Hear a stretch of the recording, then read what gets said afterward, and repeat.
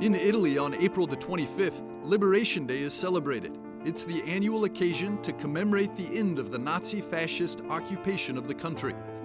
With the March 2020 opening of the Vatican Archives regarding the pontificate of Pius XII, we can now, as never before, take a close look at the role Catholics had during Italy's so-called resistance. To do so, we reached out to Dr. Andrea Ciampani, professor of modern history at Rome's LUMSA University. Professor Ciampani. Dr. Ciampani, what new perspectives does the access to the letters of the archive of the pontificate of Pius XII open up about the role of the Catholics during the Renaissance to Nazi-Fascism? You might say that the imposing amount of documentation available to historians today allows us to rethink, to reread many of the accepted interpretations about the role of Catholics in the period of the resistance, and in particular in Rome from 1943 and 1944. Now, certainly, the analysis that emerges from the papers must be completed on multiple levels. There is the Holy See, the Catholic Church, organizations of Catholics, Catholic action in its diverse articulations, and the Catholic laity in a more general sense. Now, what emerges most of all is a church that was very committed in this time period to the support of and solidarity with those persecuted by Nazi-Fascism. Per I perseguitati dal Nazi-Fascismo. Quando si parla di resistenza, subito When the Renaissance is spoken of, we think right away about the weapons taken up by the partigiani. Could we say that for Catholics, participating in the Italian Renaissance especially meant a moral involvement? coinvolgimento morale? Innanzitutto bisogna affrontare la questione degli spazi organizzativi. First of all, one must confront the issue of the organizational spaces that the Catholic Church obtained through the Lateran Pacts and a latent conflict with the totalitarian aspirations of fascism. In this sense, before the impossibility of a political representation, the action of Catholics was carried out in the emphasis of the moral dimension of their initiatives as a dimension of otherness and of distinction from the public models of fascism, and the morality as the center of the action of Catholics.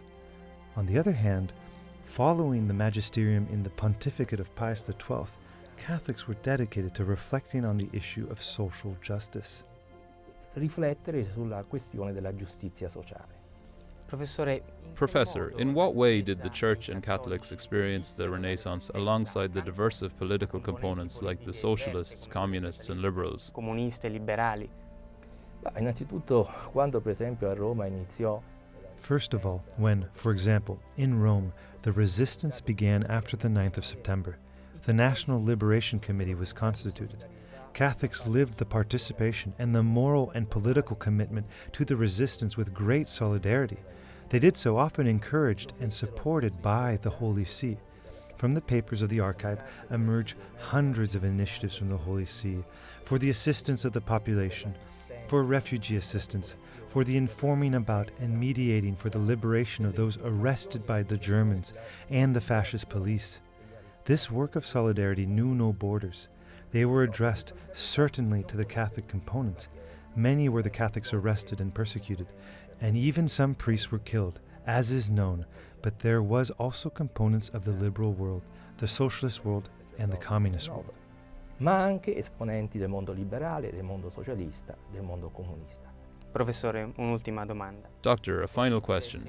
Is it possible, in your opinion, to form some sort of Catholic identity in the fight for liberation? Di liberazione. E certamente ci fu anche un apporto della partecipazione individuale dei cattolici.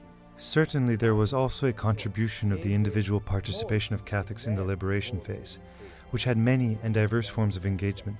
The resistance of Christian partigiani, the civil resistance, nonviolent resistance. It was this way the Catholics participated that also influenced the debate after the war. Between 43 and 44, forms of a presence of Christian political parties began to be discussed, and this especially influenced the debate regarding the birth of Christian democracy, which is a national party that rose up precisely to welcome those moral aspirations of social justice, liberty, and patriotism that had animated the resistance. In this sense, it's also important to underscore that the Christian Democracy Party, guided by Alcide de Gasperi, Catholics finally achieved the aspiration that in the 1800s had brought them to reflect on the possibility of leading our nation. sulla possibilità di guidare il nostro Paese. Grazie mille, professore. Thank you, Professor.